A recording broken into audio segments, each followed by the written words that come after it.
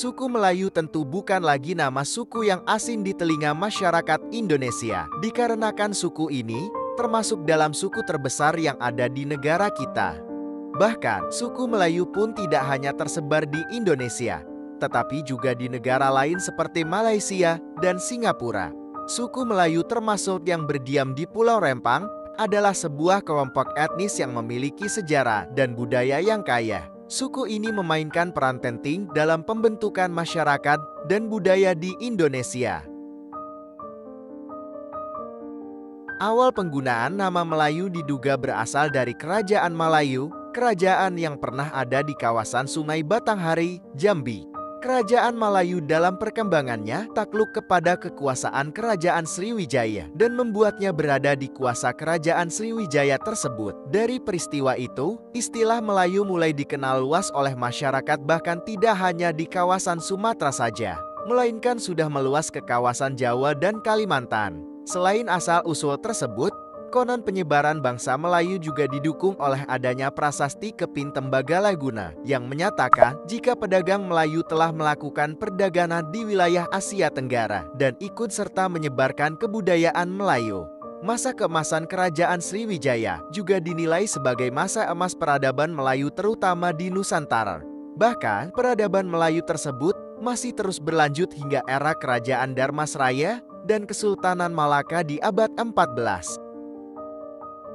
Karakteristik paling menonjol ada pada dialek bahasanya yang begitu khas. Selain itu, suku Melayu juga dikenal sebagai pelaut ulung dan penjelajah yang berlayar jauh, membawa budaya dan agama seperti Islam ke wilayah yang mereka kunjungi. Dari sumber pustaka arsip Kabupaten Kampar, disebutkan bahwa suku Melayu juga memiliki tradisi maritim yang kuat. Mereka ahli dalam penggunaan perahu tradisional untuk berdagang dan berlayar di perairan. Selain itu, masyarakat Melayu juga terkenal sebagai masyarakat yang kebanyakan beragama Islam serta menjunjung tinggi adab dan sopan santun.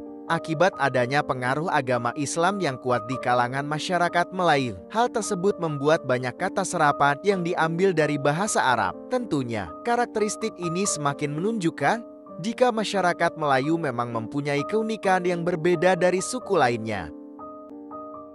Seperti nama suku ini, bahasa yang digunakan pun dijuluki dengan bahasa Melayu. Bahasa tersebut mempunyai ciri khas dari segi dialek atau cengkoknya, dan saat ini bahasa Melayu juga dipakai sebagai bahasa nasional di Malaysia dan Singapura.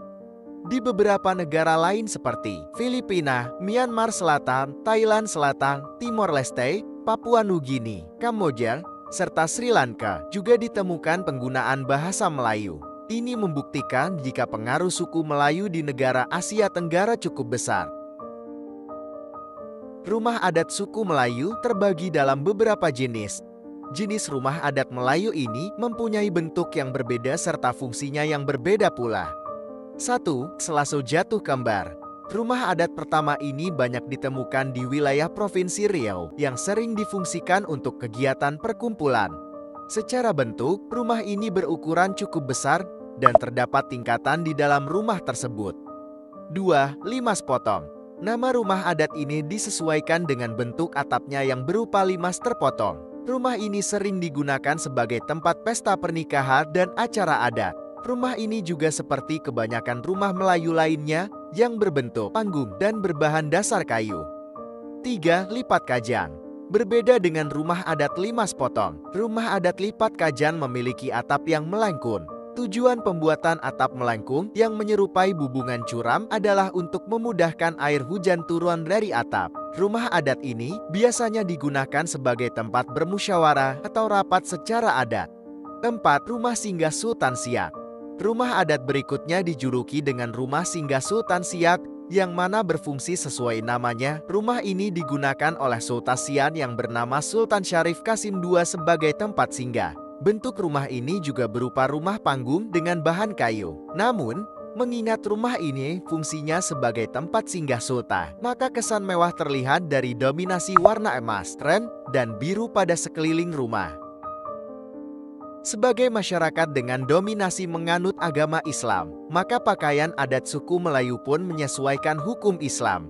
Dengan karakteristiknya yang longgar saat dipakai, penggunaan bentuk baju yang longgar ini dikarenakan untuk menghindari terlihatnya bentuk tubuh dari pemakainya. Mengingat hal tersebut tidak dianjurkan dalam agama Islam. Nama pakaian adat suku Melayu ini ada beberapa macam, seperti baju kurung, baju cekak musang, baju kebaya labuh, hingga baju teluk belanga. Selain beberapa kebudayaan yang sudah disebutkan di atas, suku Melayu juga menyimpan beberapa kebudayaan lainnya seperti tari tradisional, sastra Melayu, dan alat musik. Dalam hal tari tradisional, suku Melayu mempunyai tarian zaping, tari tandam, tari makiong, hingga tari joget lambak. Untuk sastra Melayu juga masih terus dilestarikan oleh suku Melayu, terutama suku Melayu di kawasan Riau dan Sumatera Selatan. Untuk alat musiknya sendiri, suku Melayu mempunyai 3 ragam alat musik yang terbagi dalam alat musik Melayu asli, Melayu tradisional, dan Melayu modern.